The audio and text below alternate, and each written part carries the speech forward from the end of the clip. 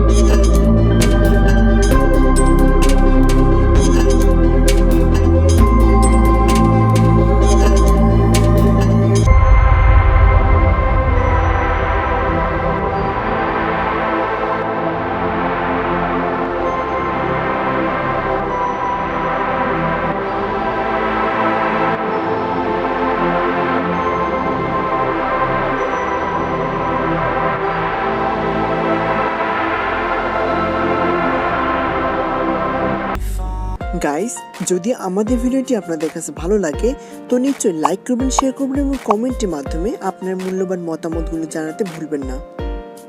আপনারা সবাই ভালো থাকবেন, সুস্থ থাকবেন। আল্লাহ হাফেজ।